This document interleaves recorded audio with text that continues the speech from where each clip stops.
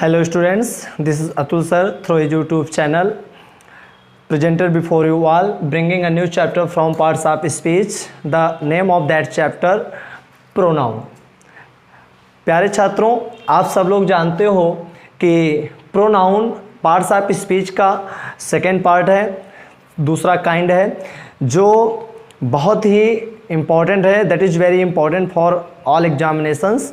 हम अक्सर देखते हैं कि निचली कक्षाओं में जो एकेडमिक क्लासेस होती हैं उसमें भी बहुत ही कंपलसरी होता है. उसके बाद जब हम लोग अपर क्लासेस में जाते हैं, सपोज दैट जब कंपटीशन क्लासेस में बैठते हैं तो वहाँ पर इस काइंड का क्या महत्व है हमारे लिए, वो हम लोगों को समझ करके वहाँ पर जब हम पेपर अपने सामने देखते हैं तो उसके महत्व को हमें समझना होता है. और उस महत्व को जब हम समझते हैं तो हम वहाँ सोच में पड़ जाते हैं कि काश हम लोगों ने उस चैप्टर का अध्ययन बहुत ही क्लोजली से क्या होता.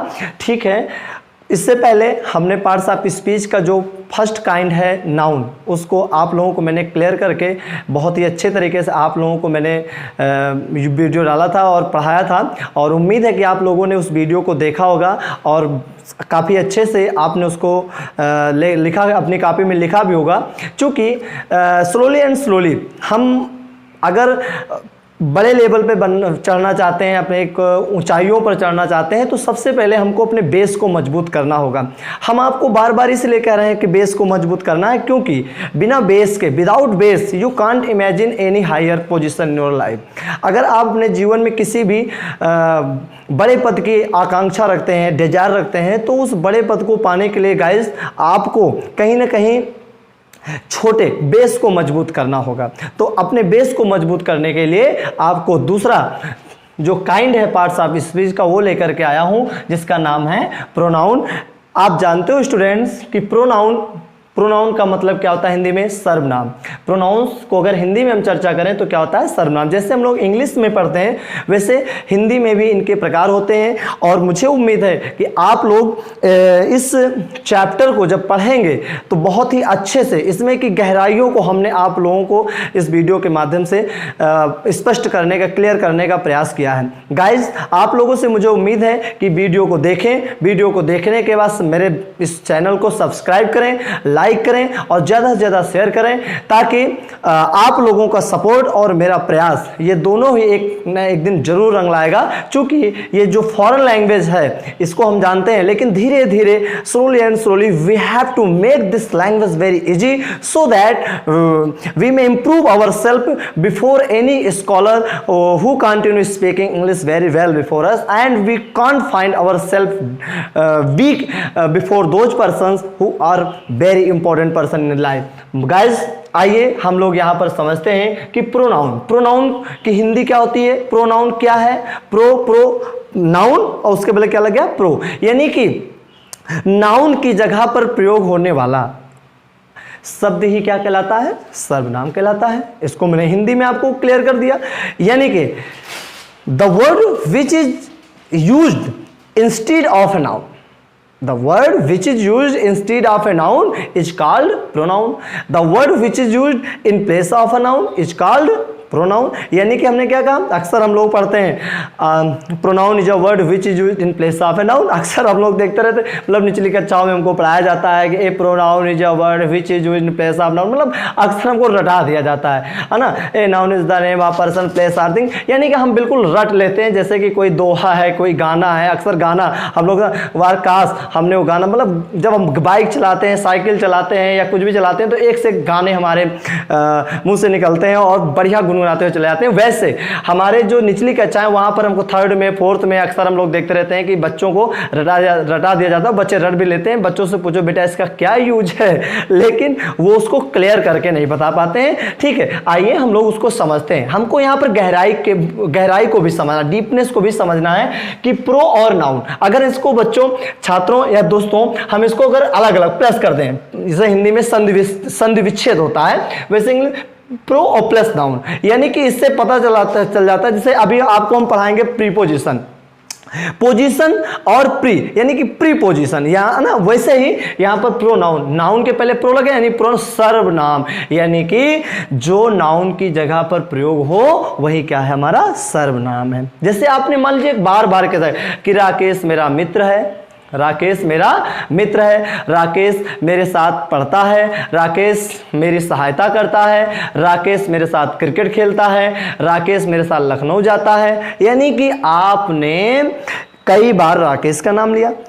अगर हम बार बार एक ही नाउन का प्रयोग करते रहें, एक ही नाउन का नाम लेते रहें, तो क्या अच्छी बात है? क्या सेंटेंस की सुंदरता उभर करके सामने आएगी? यानी कि सेंटेंस की सुंदरता, अट्रैक्शन बढ़ाने के लिए हमें प्रोनाउन का प्रयोग करना पड़ता है। तो फिर क्यों हम प्रोनाउन का प्रयोग करने से पीछे क्यों रहें, है ना? आइए, यानी कि राकेश मेरा मित्र है, Rakesh is my friend, Rakesh मेरे साथ रहता है, Rakesh lives with me, Rakesh मेरे साथ मैच खेलता है, Rakesh plays cricket with me. यानी कि हम बार बार राकेश का प्रयोग करेंगे, लेकिन कहते हैं Rakesh is my friend, he plays with me, he studies with me। यानी कि आप बार बार, यानी कि आपने राकेश का प्रयोग किया, राकेश इज माय फ्रेंड, यानी उसके बाद हमने क्या, he plays with me, he studies with me, he lives with me, यानी कि आपने ही का प्रयोग कर दिया, यानी कि ही किसके लिए आया, राकेश के लिए आया। ओके, वैसे हमने कहा, जैसे कह दो Sheela is my daughter, Sheela is my sister, कहते हो ना कि शीला मेरी बहन है, शीला मेरे साथ मेरी कक्षा में पढ़ती है, बार बार आपने शीला का प्रयोग किया, तो क्या सुंदरता उभर करके आई? नो, आप कहते Sheela is my sister, Sheela is my sister, Sheela studies with me in my class. यानी कि आपने शीला का प्रयोग किया, उसके बाद सी का प्रयोग किया, तो सी किसके लिए आया है? शीला के लिए आया है। ओके, माई का प्रयोग किया, तो माई भी तो प्रोनाउन है। सो अभी हम आपको बिल्कुल क्लियर करके बताएंगे। पहले तो हमें जाने कि प्रोनाउन का मतलब होता है सर्वनाम, और इसकी डेफिनेशन होती है the word which is used in place of noun is called pronoun, है ना? The word which is used in place of a noun is called pronoun. यानी कि pronoun means for a noun. Pronouns का मतलब क्या? तो pronoun means for a noun, pronoun means for a noun. Pronouns means का मतलब अर्थ होता है फॉर ए नाउन, यानी कि प्रोनाउन का अर्थ ही होता है संज्ञा। यानी कि बार बार एक ही संज्ञा का प्रयोग करने से वाक्य की सुंदरता क्षीण हो जाती, यानी कि ये कह लीजिएगा डैमेज हो जाती है। तो आइए वाक्य की सुंदरता कैसे बने, हम प्रोनाउन को समझें। तो हमने क्या कहा, प्रोनाउन का मतलब होता है सर्वनाम। A pronoun is a word which is used in place of a noun. इसको हम लोग अच्छे प्रकार से जानते हैं, और इसका एक और भी अच्छे सरल भाषा में, मतलब जो एक नई डेफिनेशन हमारे सामने आएगी, pronoun means for a noun. क्या हमने अभी काइंड सब हमने लिख रखे हैं, अभी आपको समझाएंगे। जैसे लिखना आपको प्रोनाउन, pronoun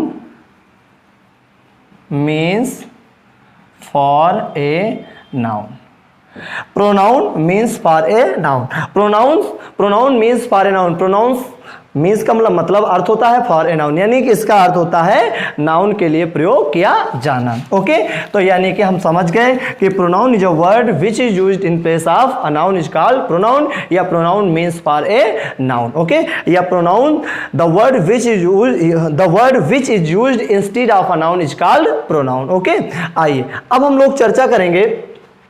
अब जब हम प्रोनाउन की डेफिनेशन समझ लेते हैं, तो डेफिनेशन समझने के बाद प्रोनाउन के काइंड्स पर आते हैं। किस पर आते हैं? काइंड। क्योंकि भैया प्रकार जानना बहुत जरूरी है, प्रकार जानना बहुत जरूरी है। प्रकार, पर्सनल प्रोनाउंस। क्या गया? Personal pronoun. पर्सनल प्रोनाउंस का मतलब पर्सनल, जैसे भैया ये मेरा व्यक्तिगत अपना मत है, यानी कि पर्सनल फीलिंग्स। क्या कहते हो? पर्सनल, यानी कि पर्सनल प्रोनाउंस का मतलब व्यक्तिवाचक सर्वनाम, जिसमें किसी व्यक्ति का भाव प्रकट हो। किसका भाव प्रकट हो? व्यक्ति का। ठीक है। पजेसिव प्रोनाउंस, है ना? पजेसिव प्रोनाउन अक्सर तो हमारे ये पर्सनल प्रोनाउंस, डेमॉन्स्ट्रेटिव, ये सब बता देते हैं। ये कुछ चीजें हैं जो अभी नए काइंड्स आपको मिले हैं, तो अभी आप क्लियर करेंगे। पर्सनल प्रोनाउंस को हम हिंदी में क्या कहते हैं? पुरुषवाचक सर्वनाम। क्या कहते हैं? पुरुषवाचक। अभी हम एक एक करके क्लियर बताएंगे। अभी हम इनको आपको काइंड्स बता रहे हैं बस। प्रोनाउन के काइंड्स कितने होते हैं? 11 लिखे हुए हैं। कितने लिखे हुए हैं? 11। ओके, सबसे पहले आपको मिला है पर्सनल प्रोनाउन। पर्सनल प्रोनाउंस का मतलब क्या होता है? पुरुषवाचक सर्वनाम। पजेसिव प्रोनाउंस का मतलब होता है अधिकारवाचक सर्वनाम, यानी कि कहीं ना कहीं हम जब किसी पर अधिकार रखते हैं अपना, तो पजेसिव प्रोनाउंस का मतलब जब कहीं अधिकार रखते हैं तो that is called possessive pronoun, यानी कि अधिकारवाचक सर्वनाम। डेमॉन्स्ट्रेटिव प्रोनाउंस, डेमॉन्स का मतलब होता है संकेत करना, यानी कि संकेतवाचक सर्वनाम। डिस्ट्रीब्यूटिव प्रोनाउंस विभाग सूचक सर्वनाम। क्या होता है? विभाग सूचक सर्वनाम। पर्सनल प्रोनाउन बच्चों क्या आता है? ही, से, इट, दे, ये सब आते हैं। पजेसिव केस में क्या आता है? जैसे पजेसिव प्रोनाउन में क्या आता है? माइन, क्या होता है? माइन, आवर्स, हिज, देयर्स, ये सब पजेसिव प्रोनाउंस में आ जाते हैं। उसके बाद डेमॉन्स्ट्रेटिव प्रोनाउंस में क्या आता है? संकेत, यानी कि जैसे हम दिस कहते हैं, this is my brother, this is my book, तो दिस, दैट, दीज, दोज, सच और सेम, ये क्या है? डेमॉन्स्ट्रेटिव प्रोनाउंस है। डिस्ट्रीब्यूटिव प्रोनाउंस विभाग सूचक सर्वनाम। क्या होता है? विभाग सूचक सर्वनाम, यानी कि इसमें हम विभाग का बंटवारा करते हैं। किसका बंटवारा करते हैं? विभाग का। ओके, उसके बाद रेसिप्रोकल प्रोनाउंस, परस्पर वाचक सर्वनाम। क्या होता है? परस्पर वाचक सर्वनाम। रिफ्लेक्सिव प्रोनाउन, निजवाचक सर्वनाम। ओके, इंफैटिक प्रोनाउन, दृढ़ता सूचक सर्वनाम। इंडेफिनिट प्रोनाउंस, यानी कि अनिश्चयवाचक सर्वनाम। रिलेटिव प्रोनाउंस का मतलब संबंधवाचक सर्वनाम। इंट्रोगेटिव प्रोनाउंस, प्रश्नवाचक सर्वनाम। एक्सक्लेमेटिव प्रोनाउंस क्या होता है? विस्मयादिबोधक सर्वनाम। तो स्टूडेंट्स, हमें उम्मीद है कि आप लोगों समझ गए होंगे प्रोनाउन की डेफिनेशन क्या होती है। Pronoun means for a noun, या pronoun is a word which is used in place of a noun, या the word which is used instead of a noun is called pronoun. Okay, अच्छा, kinds of pronoun कितने होते हैं बच्चों? 11। वैसे तो आपको इंपॉर्टेंट कुछ ही बताया, लेकिन हम आपको क्लियर करके सारे बता रहे हैं कि personal, number 1 personal pronouns Hindi में क्या कहते हैं? पुरुषवाचक सर्वनाम। पर्सनल प्रोनाउंस को हिंदी में क्या कहते हैं? पुरुषवाचक सर्वनाम। पजेसिव प्रोनाउंस अधिकारवाचक सर्वनाम। डेमॉन्स्ट्रेटिव प्रोनाउंस संकेतवाचक सर्वनाम। डिस्ट्रीब्यूटिव प्रोनाउंस विभाग सूचक सर्वनाम। रेसिप्रोकल प्रोनाउंस परस्परवाचक सर्वनाम। रिफ्लेक्सिव प्रोनाउंस निजवाचक सर्वनाम। इंफैटिक प्रोनाउंस दृढ़ता सूचक सर्वनाम, यानी कि जब दृढ़ता का प्रकट होता है। इंडेफिनिट प्रोनाउंस अनिश्चयवाचक सर्वनाम, जैसे most, everyone, someone, nobody, somebody. Okay, relative pronouns इसमें संबंध का, जैसे हु, हुम, हुज, दैट, व्हाट, ये सब रिलेटिव प्रोनाउंस में आते हैं। इंट्रोगेटिव प्रोनाउंस, अब जो वर्ड हमने यहां बोले हु, हुम, हुज, वही वर्ड इंट्रोगेटिव में, अंतर दोनों अभी मैं क्लियर करके बताऊंगा। उसका एक्सक्लेमेटिव प्रोनाउंस का मतलब होता है विस्मयादिबोधक सर्वनाम। आप लोग समझ गए होंगे। पर्सनल प्रोनाउंस पुरुषवाचक सर्वनाम। पजेसिव प्रोनाउंस अधिकारवाचक सर्वनाम। डेमॉन्स्ट्रेटिव प्रोनाउंस संकेतवाचक सर्वनाम जो संकेत करते हैं। डिस्ट्रीब्यूटिव प्रोनाउंस विभागवाचक सर्वनाम। रेसिप्रोकल प्रोनाउंस परस्परवाचक सर्वनाम। रिफ्लेक्सिव प्रोनाउंस निजवाचक सर्वनाम। इंफैटिक प्रोनाउंस दृढ़ता सूचक सर्वनाम। इंडेफिनिट प्रोनाउंस अनिश्चयवाचक सर्वनाम। रिलेटिव प्रोनाउंस संबंधवाचक सर्वनाम। इंट्रोगेटिव प्रोनाउंस प्रश्नवाचक सर्वनाम। एक्सक्लेमेटिव प्रोनाउंस विस्मयादिबोधक सर्वनाम। आइए अब हम लोग जब काइंड समझ गए, देखो भाई स्टेप बाय स्टेप ही चलेंगे, है ना।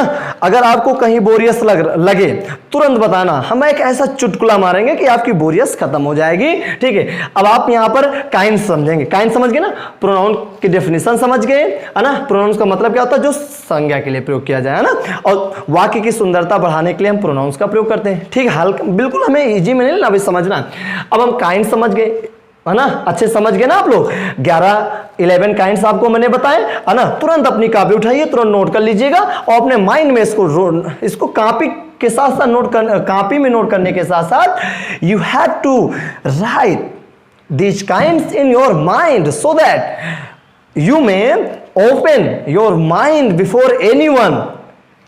Kinds of pronouns without any hesitation, बिना किसी हेजिटेशन के आप अपने आप को दूसरों के सामने ओपन कर दीजिए। आइए भैया discuss with me, I am ready. Okay, चलिए अब हम लोग एक एक करके हर चीज का अध्ययन करते हैं। तो ये 11 हो गए। चलिए अब हम सारे रफ कर देते हैं।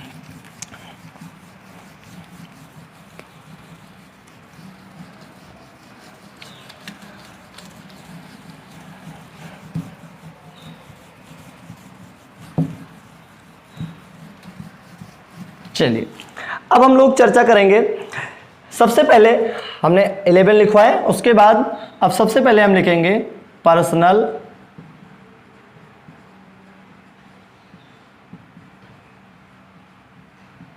प्रोनाउंस। ओके, अब चलिए, अब हम इसकी हिंदी भी लिख दे रहे हैं।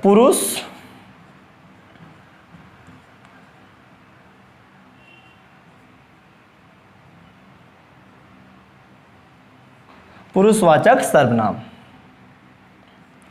ठीक, पुरुषवाचक सर्वनाम। पर्सनल प्रोनाउंस का मतलब हिंदी में, पर्सनल प्रोनाउंस की मीनिंग क्या होती है? पुरुषवाचक सर्वनाम, जिसमें किसी व्यक्ति से संबंधित कोई बात की जाए। जैसे पुरुष है तो उसके लिए ही का प्रयोग करते हैं, हिम का प्रयोग करते हैं, हिज का प्रयोग करते हैं, हिमसेल्फ का प्रयोग करते हैं।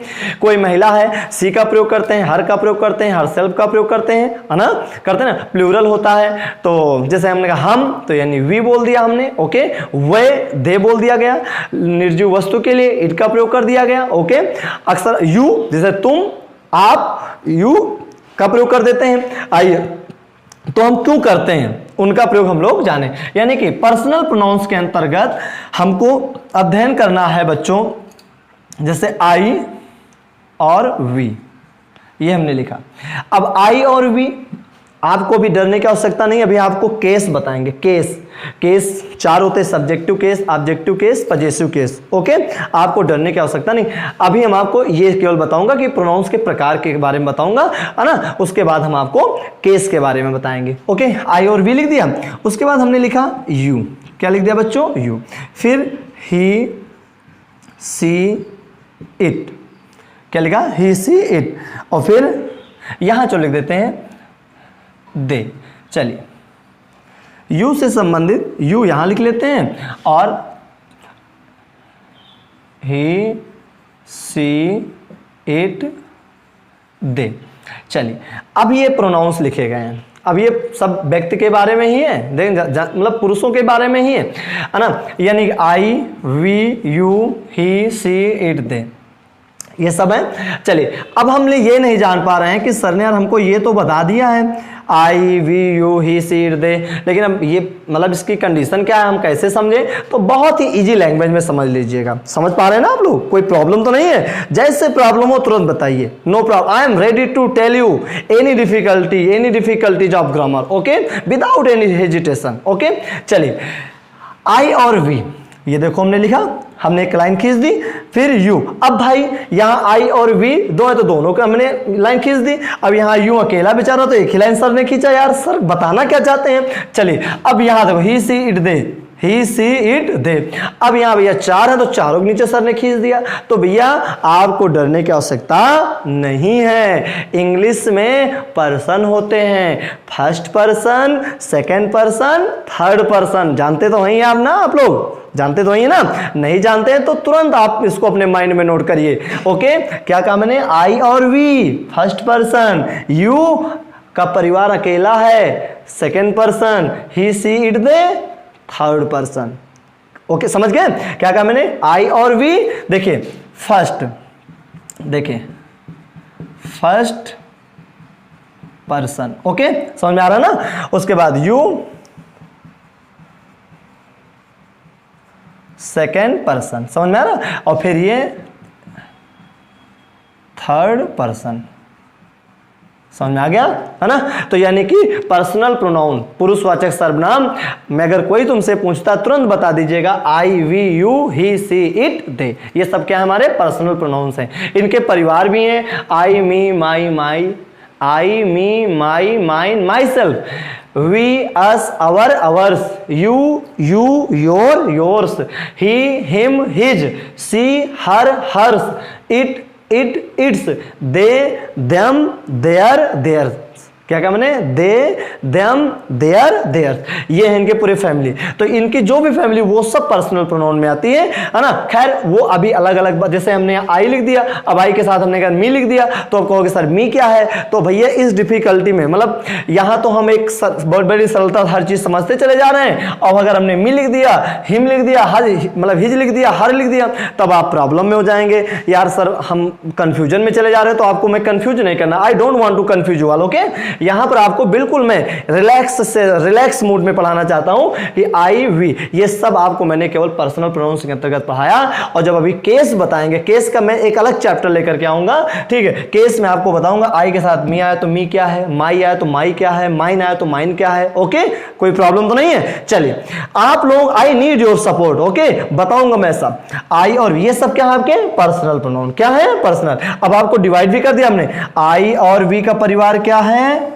आई और बी का परिवार क्या है फर्स्ट पर्सन, यू का अकेला परिवार क्या होगा सेकंड पर्सन, और ये ही सी इट दे क्या है आपके थर्ड पर्सन। तो आप यहां से ये भी समझ गए कि सर ने हमको एक पंथ दो काज, इंग्लिश में कहते हैं kill two birds with one shot, kill two birds with one shot. Okay है ना, यानी कि एक पंथ दो काज, यानी कि एक ही तीर से दो निशाना साधना। तो वही मैं कर रहा हूं भाई। देखिए first person, second person, third person. First person में आई और वी, सेकंड पर्सन में यू, थर्ड पर्सन में ही सी इट दे। अब इसको रफ करें। Okay, thank you. आगे बेटा हम लोग क्या करेंगे, अब उसके बाद हम लोग चर्चा करेंगे। फिर हमने लिखा था पजेसिव प्रोनाउन। क्या लिखा था बच्चों, पजेसिव प्रोनाउन। चलिए लिखते रहिएगा मेरे साथ। नंबर 2,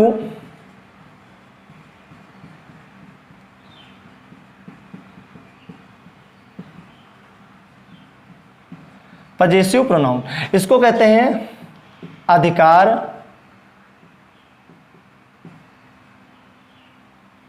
वाचक सर्वनाम। तो आप समझ, अधिकार का मतलब ही समझ गए होंगे, अधिकारवाचक सर्वनाम।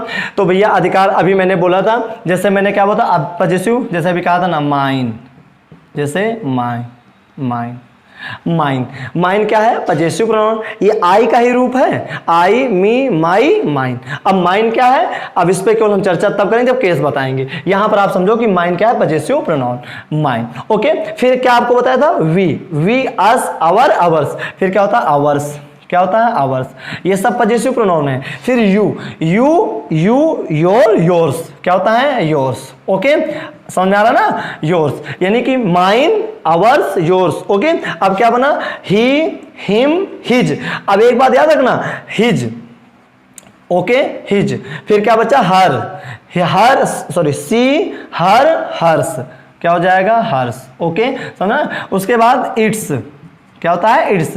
फिर क्या होता है theirs. These are called possessive pronouns. ये क्या कहे जाते हैं पजेसिव प्रोनाउंस। ये जैसे हमने कहा दिस इज माई बुक, ये किताब मेरी है। तो माई बुक आया, तो बुक के पहले क्या आया नाउन, बुक नाउन है और माई क्या है प्रोनाउन है, यानी सॉरी पजेसिव एडजेक्टिव है। लेकिन भैया आप माई की ओर हम नहीं चलेंगे, ठीक है। यहाँ हम पजेसिव प्रोनाउन पे चर्चा कर रहे हैं, तो हम क्यों उसी, हमने कहा दिस इज माई बुक। चलिए अब यहाँ तुम कह दो कि दिस बुक इज माइन, तो यानी कि माइन के साथ किसी भी नाउन की आवश्यकता नहीं होती है। ओके, अब हम क्लियर करके बताएंगे बच्चों। जब केस में हम लोग पहुंचेंगे तो वहां पर हम एक नया वीडियो जब बनाएंगे, तो केस का एक नया ही वीडियो हम बनाएंगे 20-25 मिनट का, जिसमें आपको क्लियर करके चीजें हम बताएंगे। ओके, चलिए आप समझ गए कि पजेसिव प्रोनाउंस का मतलब हिंदी में क्या होता है, अधिकारवाचक सर्वनाम। जो कितने होते हैं लिखा हुआ आपके सामने, mine, ours, yours, his, hers, its, theirs. ये आपके क्या है, क्या है आपके, बोलो पजेसिव प्रोनाउंस है। चलिए दूसरा प्रकार हो गया। अब हम लोग चर्चा करते हैं तीसरे पर, तीसरे काइंड पर चलते हैं। तीसरा काइंड हमारा आपका है डेमॉन्स्ट्रेटिव प्रोनाउंस। क्या है, डेमॉन्स्ट्रेटिव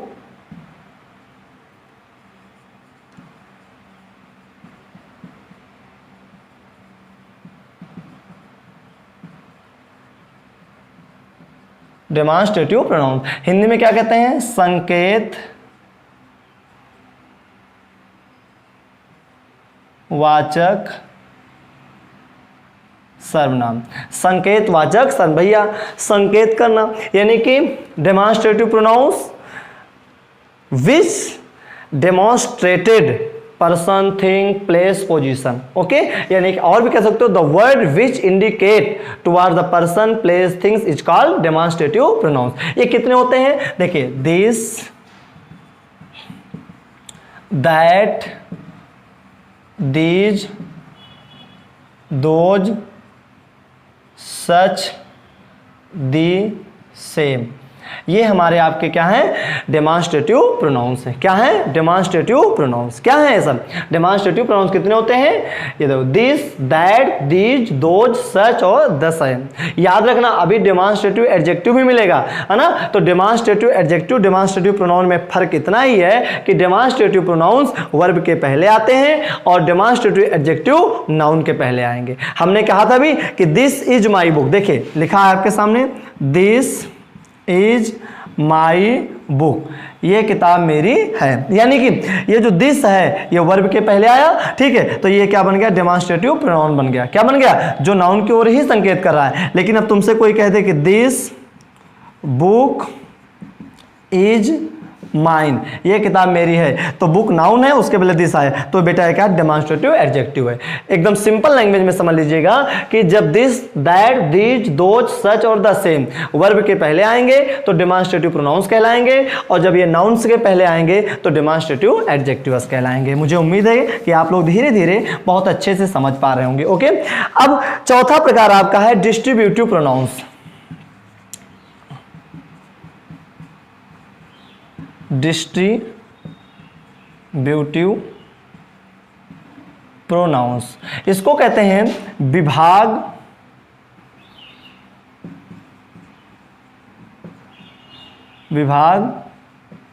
सूचक सर्वनाम। विभाग सूचक सर्वनाम। ओके, विभाग सूचक सर्वनाम ये जो होता है, जानते हो, विभाग सूचक, है ना। जैसे इसमें कहते हैं ईच, क्या कहते हैं, ईच। ओके, ईच कहते हैं either, neither, EACH, each, either,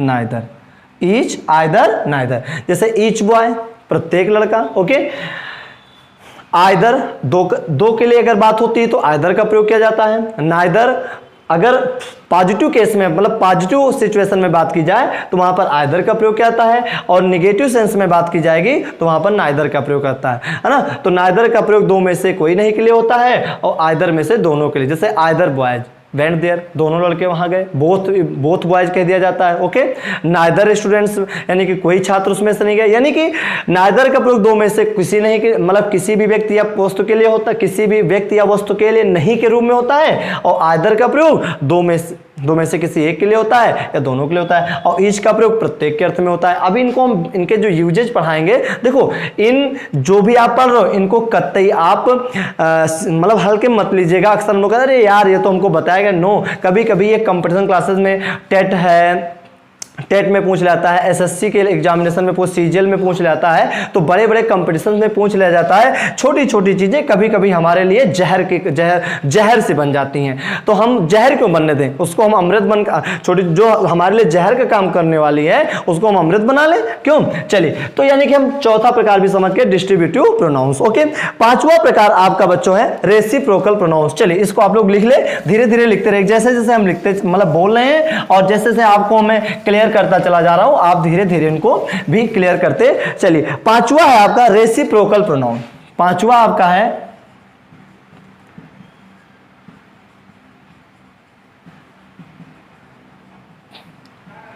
reciprocal pronounce. इसको रेसिप्रोकल प्रोनाउंस की हिंदी क्या होती है, परस्पर वाचक सर्वनाम।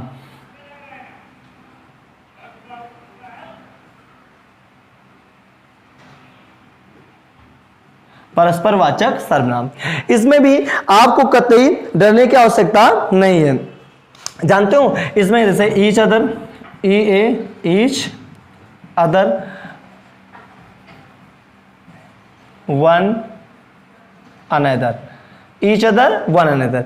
ईच अदर का प्रयोग दो के लिए होता है, और वन अनदर का प्रयोग दो से अधिक के लिए होता है। ईच अदर का प्रयोग दो के लिए होता है और वन अनदर का प्रयोग दो से अधिक के लिए होता है। एक बात याद रखना, तो रेसिप्रोकल का मतलब परस्पर वाचक सर्वनाम जो एक दूसरे पर डिपेंड रहते हैं। जैसे Ram and Shyam love each other, Ram and Shyam love each other, तो दो ही हैं, लेकिन Ram, Shyam and Deepak love one another होगा, वहां पर ईच अदर का प्रयोग नहीं हुआ। याद रखना क्या कहा मैंने, Ram and Shyam love each other. Okay, दो है तो ईच अदर, और दो से अधिक होंगे तो वन। जैसे Ram, Shyam and Mohan love one another, तो दो के लिए ईच अदर, और दो से अधिक के लिए one another.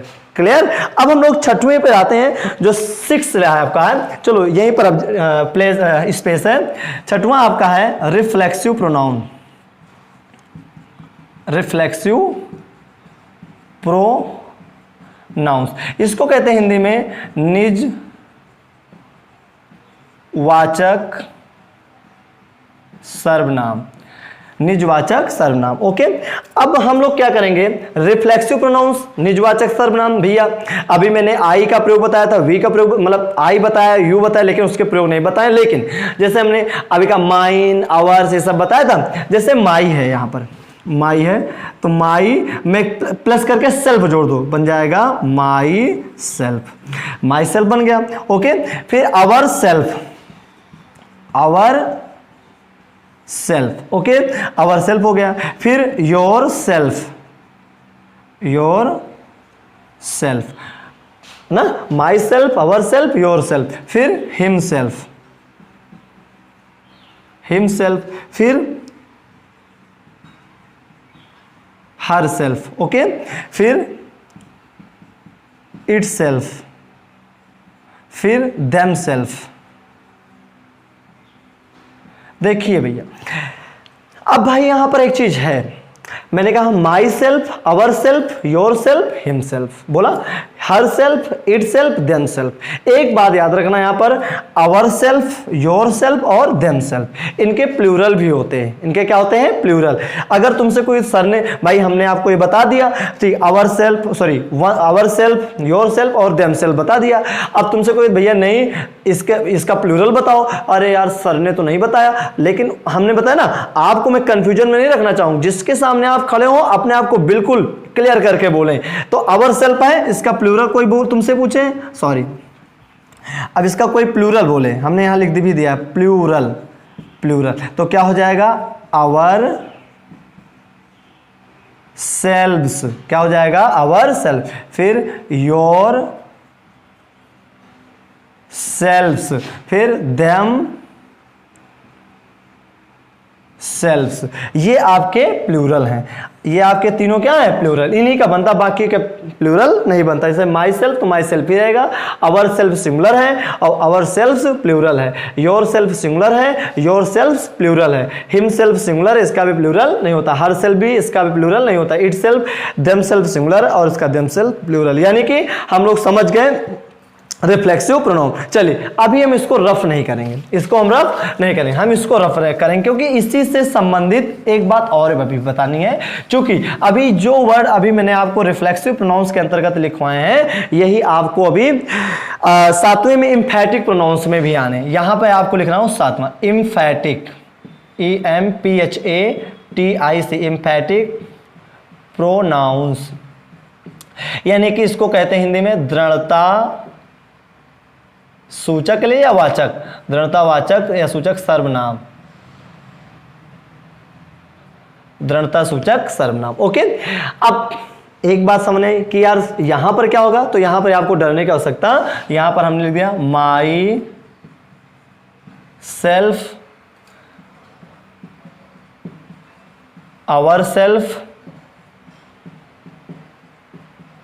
Your self, her self, it self, them self, etc, है ना। अब देखिए, अब हमारे सामने दो चीजें, एक तो रिफ्लेक्सिव प्रोनाउंस निजवाचक सर्वनाम और एक तो इम्पेटिक प्रोनाउंस दृढ़ता सूचक सर्वनाम। अब यार ये तो हमारे सामने बड़ी क्रिटिकल कंडीशन क्रिएट हो गई कि यार अब दोनों में एक ही है, तो भैया डरो ना, है ना। हम किस लिए हैं, आपके कंफ्यूजन को दूर करने के लिए ही तो है। रिलैक्स है ना आप लोग, कोई प्रॉब्लम तो बिल्कुल रिलैक्स रहिएगा। You have to sit in relax condition with Atul sir. Okay, अब देखिए बहुत ही इजी लैंग्वेज में समझा रहा हूं, अभी माइंड में सेट कर दूंगा। देखिए रिफ्लेक्सिव प्रोनाउन निजवाचक सर्वनाम, भैया जो सेंटेंस के लास्ट में आए, क्या कहा मैंने, अगर ये वर्ड सेंटेंस के लास्ट में आते हैं, जैसे आई will do it my self, हमने आपको लिखा, बोला, अभी बोलूंगा आई will do it myself, तो माई सेल्फ अंत में आया ना, आई will do it my self, मैं इसे स्वयं करूंगा, मैं इसे स्वयं करूंगा, है ना। यानी कि आपने रिलैक्स कंडीशन बोला मैं इसे, तो अंत में आया माई सेल्फ, अंत में आया, तो आपने वहां पर जब वाक्य सेंटेंस के अंत में ये वर्ड आएंगे तो वो मतलब वो काइंड कहलाएगा रिफ्लेक्सिव प्रोनाउन। यानी कि जब ये word when these words will be put in the last of the sentence, when these words will be put in the last of the sentence is called reflexive pronoun। जब वाक्य के अंत में इनको रखा जाएगा तो कहलाएगा रिफ्लेक्सिव प्रोनाउन। और एक बात याद रखना, और जब इन्हीं वर्ड्स को, इन्हीं शब्दों को सब्जेक्ट के तुरंत बाद रख देंगे तो कहलाएगा एम्फेटिक प्रोनाउंस। जैसे तुमसे कोई कहता है मैं तुम्हारी सहायता स्वयं करूंगा, ठीक है। अच्छा भैया, जैसे मैंने कहा कि जाओ उनके पास चले जाना, वो तुम्हारी सहायता कर देंगे। गए और उन्होंने नहीं की, है ना। आप आए, अरे यार भाई उन्होंने नहीं की, तो आप चलिए ठीक है कोई बात नहीं, अब मैं आपकी सहायता स्वयं करूंगा। यानी कि आप रिलैक्स उसमें बोले। और लेकिन जब आप थोड़ा दृढ़ता बोलते जैसे मैं यह कार्य स्वयं करूंगा, आई will do it my self, मैं स्वयं करूंगा, यानी कि दृढ़ता मतलब दृढ़ संकल्प कर लो, तो वहां पर हो जाता है एम्फेटिक प्रोनाउन। तो जब ये वर्ड सेंटेंस के अंत में आएंगे तो कहलाएगा रिफ्लेक्सिव प्रोनाउंस, और जब यही वर्ड सेंटेंस में सब्जेक्ट के तुरंत बाद आ जाएंगे तो कहलाएगा आपका एम्फेटिक प्रोनाउंस। यानी कि I will do it myself, तो माई सेल्फ रिफ्लेक्सिव प्रोनाउंस है, और I myself will do it तो बन जाएगा एम्फेटिक प्रोनाउंस। सब्जेक्ट के तुरंत बाद आएगा तो कहलाएगा, देखिए अब क्लियर कर दे रहा हूं, अब तो ये आप लोग समझ ही गए होंगे, ठीक है। चलिए देखिए, अब हम लोग आते हैं बात, उसी पे हम चर्चा करेंगे। दो सेंटेंसेज आपको, दो एग्जांपल देंगे और उसी के माध्यम से आपको एकदम क्लियर करेंगे। देखिए, हमने आपसे कहा I will do it myself, okay, और फिर हमने कहा I myself will do it. अच्छा, I will do it myself, देखिए ये आया वाक्य के अंत में, और आई माई सेल्फ, तो यानी कि ये पूरा सेंटेंस है और इसका सब्जेक्ट क्या, आई, ओके है ना। देखिए my self according to subject क्या आया ही है, सब्जेक्ट के अनुसार ही आया, लेकिन वाक्य के अंत में आया तो रिफ्लेक्सिव प्रोनाउंस है, और जब सेंटेंस में सब्जेक्ट के तुरंत बाद वही वर्ड आ जाए तो कहलाएगा आपका एम्फेटिक प्रोनाउंस। तो आप लोग समझ गए होंगे, कोई प्रॉब्लम तो नहीं है। चलिए, जो भी प्रॉब्लम होंगे हम आपको और भी अच्छे से देखो। पार्ट्स ऑफ स्पीच एक ऐसा चैप्टर है जो ग्रामर को हमें सीखने के लिए मजबूर करता है, और जब हम पार्ट्स ऑफ स्पीच अच्छे से समझ लेते हैं तो ना नरेशन हमारे लिए कठिन है, ना डिग्रीज ऑफ कंपैरिजन, ना ट्रांसफॉर्मेशन, ना सिंटैक्स, मतलब कुछ भी हमारे लिए डिफिकल्ट नहीं रह जाता। अब हम इजी सेंस में समझ लेते हैं, ठीक गाइस। आइए, अब आठवां प्रकार आपका है इनडेफिनिट प्रोनाउंस। आठवां प्रकार है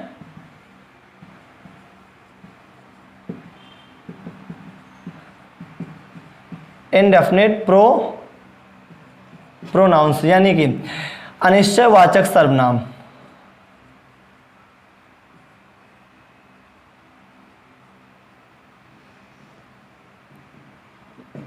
स्टूडेंट्स, थोड़ी सी हैंड राइटिंग क्लियर मतलब अच्छी नहीं है, खैर उसके लिए कोई बात नहीं है, लेकिन आप अपने हैंड राइटिंग को अच्छा करिए, ठीक है।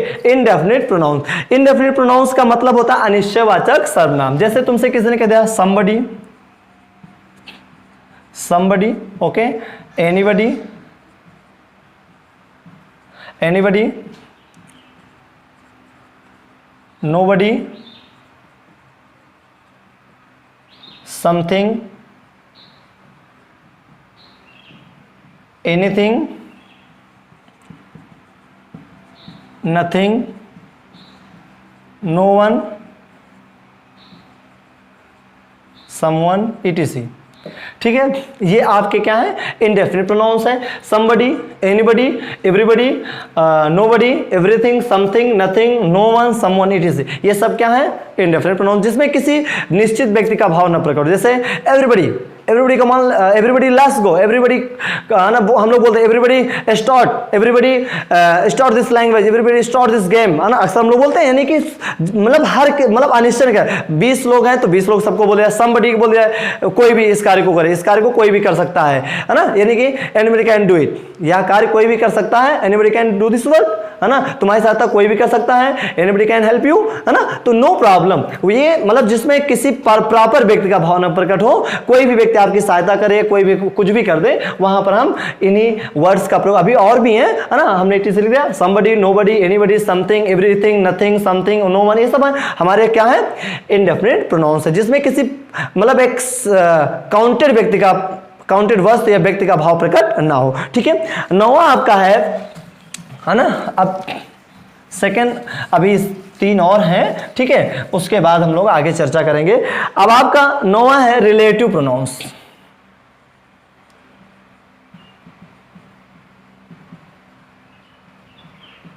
रिलेटिव प्रोनाउंस इसको कहते हैं संबंधवाचक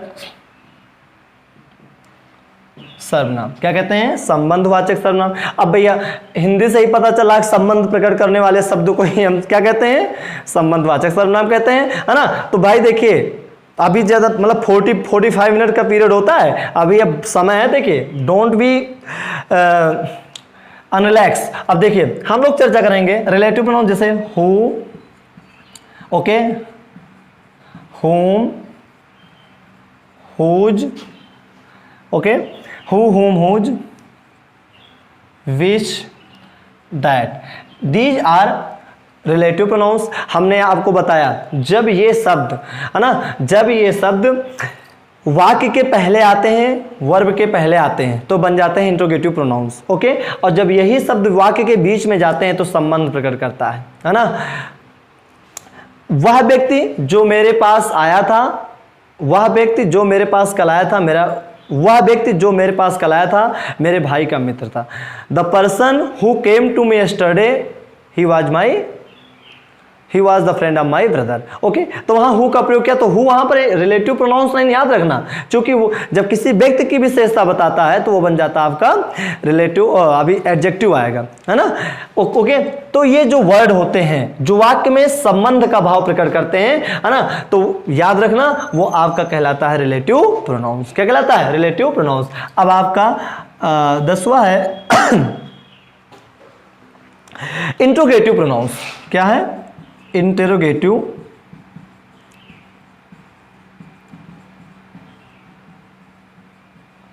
इंट्रोगेटिव प्रोनाउंस। बच्चों इसको हिंदी में क्या कहते हैं,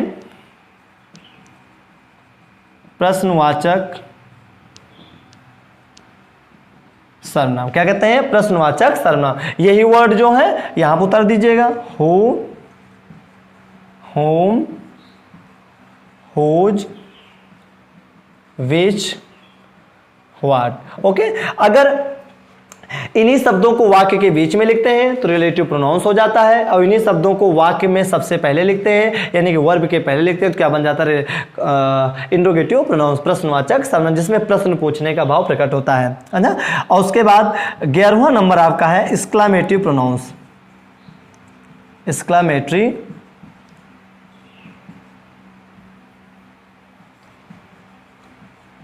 एक्सक्लामेटरी प्रोनाउंस। बच्चों इसको कहते हैं विस्मया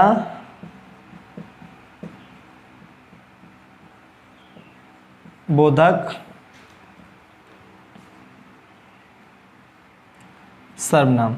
क्या कहते हैं, विस्मयादिबोधक सर्वनाम। भैया ये जो वर्ड है तो भाई बड़ा ही अच्छा है। हमने बताया था आपको, जैसे हमने अक्सर देखा कि वाव, है ना, जैसे हम किसी निमंत्रण में गए, है ना, किसी इनविटेशन में गए और वहाँ पर हमने भाई बढ़िया सी डिशेस देखी, वाव यार क्या बात है ना। अक्सर मतलब जो देख कर ही आनंद का भाव प्रकट हो, है ना। तो ये केवल बच्चों क्या है, कितने हैं, व्हाट। क्या कहते हैं, व्हाट। व्हाट ही अकेला है जो एक्सक्लामेटरी प्रोनाउंस का कार्य करता है ना। What A grand site, what A grand building, है ना, व्हाट अ वंडरफुल साइट अक्सर बोलते हैं ना, है ना, what a sight, what a scene, what a man अक्सर बोलते थे ना।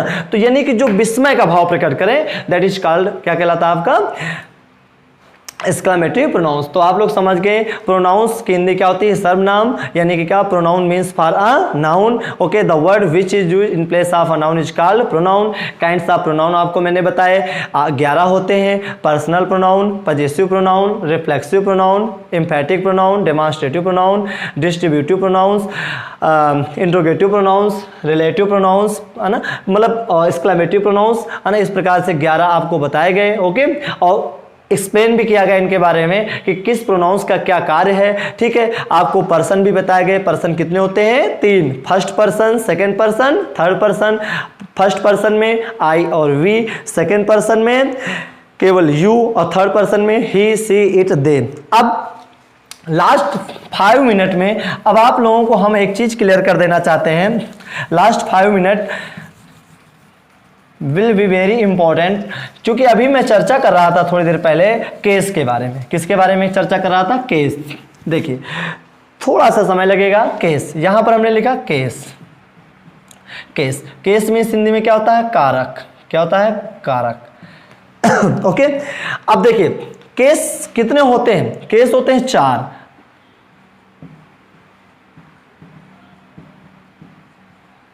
Subjective case,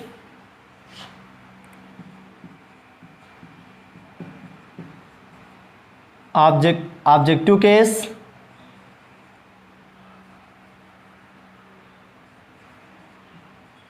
objective case, POSSESSIV, possessive case, she का मतलब समझ लीजिएगा। फिर वोकेटिव केस, वोकेटिव केस। ये आपके 4 केस हैं। कितने केस हैं, 4। सब्जेक्टिव केस को हिंदी में कहते हैं कर्ता कारक। ऑब्जेक्टिव केस को कहते हैं कर्म कारक। पजेसिव केस को कहते हैं अधिकार, अधिकार कारक।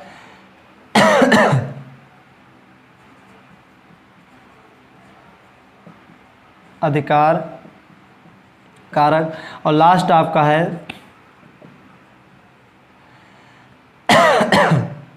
संबोधन कारक।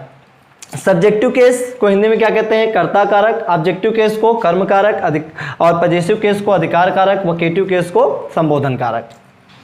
अब देखिए आई और वी लिख दिया, फिर यू, फिर ही, सी, इट, दे।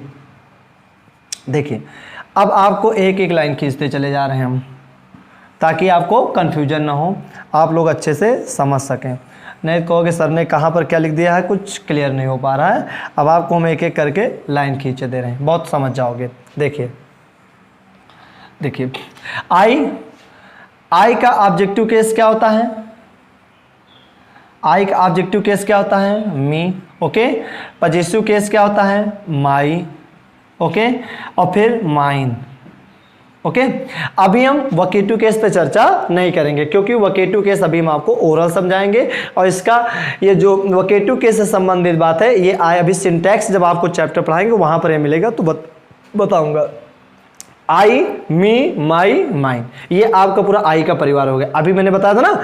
अब देखिए we, us, our, ours, you, your, yours, फिर ही का हिम, हिज, फिर सी का हर, हर्स, इट का इट, इट्स, दे का देम,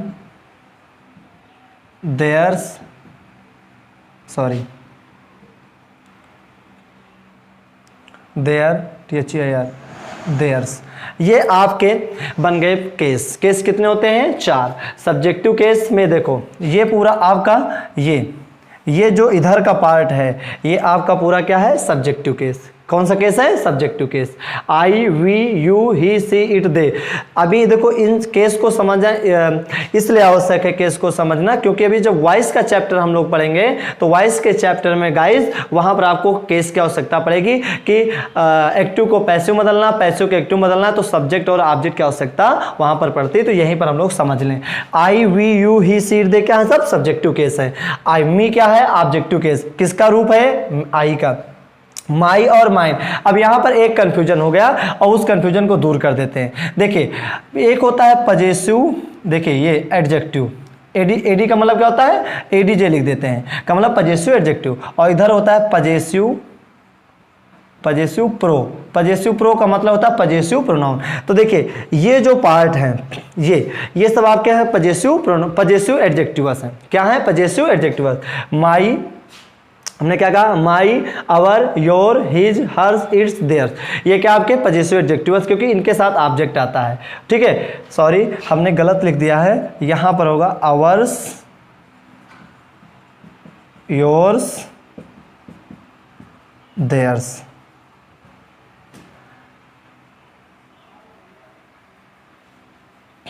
ये पूरा हम क्लियर कर देते हैं।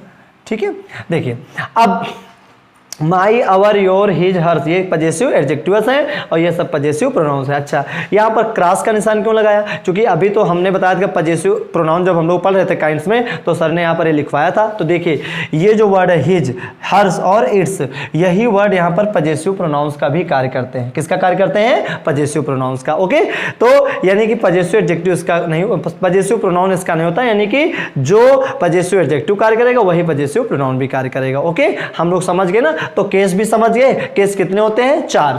सब्जेक्टिव केस को हिंदी में क्या कहते हैं? कर्ता कारक। ऑब्जेक्टिव केस को कर्म कारक। पजेसिव केस को अधिकार कारक, जिसके 2 पार्ट होते हैं, पजेसिव एडजेक्टिव और पजेसिव प्रोनाउन। पजेसिव एडजेक्टिव में कौन कौन से आते हैं? My, our, your, his, hers, its, there.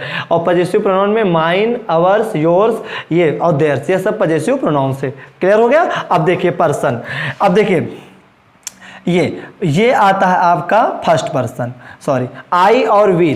आई अभी मैं पर्सन बता चुका हूं ना। आई और वी कौन सा पर्सन है? First person. यानी कि आई और वी का जो भी परिवार है वो किस पर्सन में आता है? First person.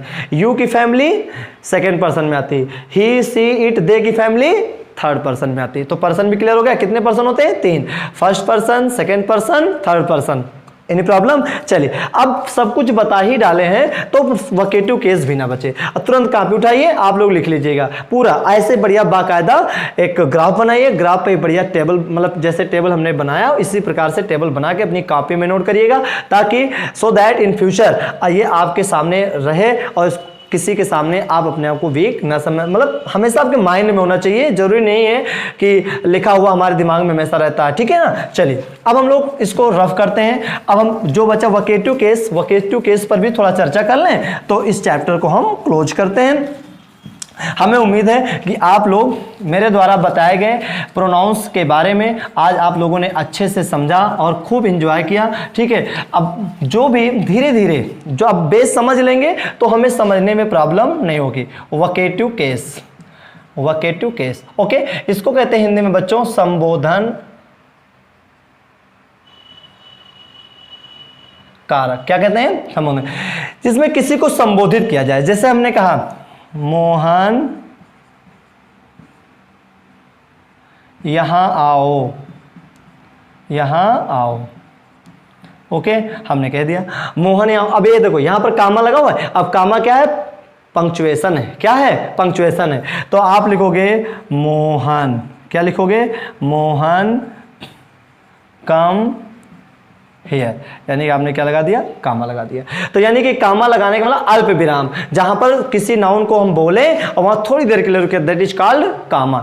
मोहन यहाँ, मोहन यहां आओ। ओके, अगर ये इसी चीज को हम कामा ना लगाते तो लिख दे, आप लोग लिखते ये बन जाता सेंटेंस मोहन यहां आता है। ठीक है, अब देखिए तो प्रेजेंट इंडेफिनिट बन गया ना, तो क्या हो जाएगा?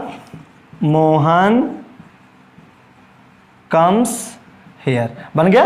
यानी कि कामा का क्या कमाल है आप लोग समझ चुके हैं। ओके, तो यानी कि मुझे उम्मीद है ये वोकेटिव केस जो होता है, किसी नाउन या प्रोनाउन को संबोधित किया जाता है और थोड़े समय के लिए रुका जाता है, उसे हम कहते हैं वोकेटिव केस। यानी कि मोहन यहां पर जैसे बच्चों अपना कार्य करो, children do your work, Rekha बगीचे में आओ, Rekha come to the garden. Okay, Deepak अपने कमरे में जाओ, Deepak go in your room. Okay, यानी कि जब किसी नाउन या प्रोनाउन को हम बोलते हैं और थोड़े समय के लिए रुकते हैं, वो क्या कहलाता है? वोकेटिव के संबोधन कारक। ओके, और जब कामा नहीं लगता क्या कहलाता है?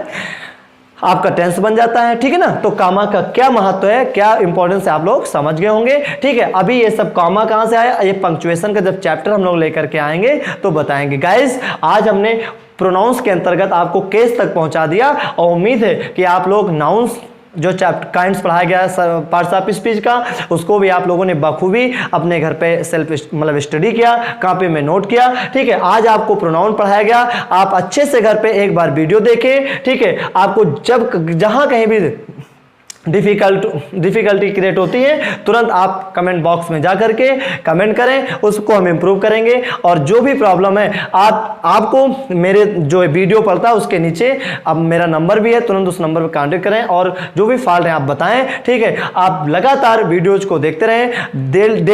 डेली हम आपको अब कल जो अगला वीडियो हम लेकर के आएंगे वो पार्ट्स ऑफ स्पीच का तीसरा काइंड होगा, एडजेक्टिव का, जो बहुत ही महत्वपूर्ण है। पहले आप लोग नाउन और प्रोनाउन को क्लियर करिए, इसमें किसी भी प्रकार की वीकनेस आपको ना लगे। ठीक है, ना क्रिएट हो। हम आपको कल एडजेक्टिव से संबंधित चैप्टर लेकर के आएंगे, लेकिन उससे पहले आप लोग मेरे वीडियो को देखें, सब्सक्राइब करें, ज्यादा से ज्यादा शेयर करें और लाइक करें। और आप कहीं प्रॉब्लम होती है कमेंट बॉक्स में जाकर कमेंट करें। देखते रहिएगा यूट्यूब चैनल अतुल सर।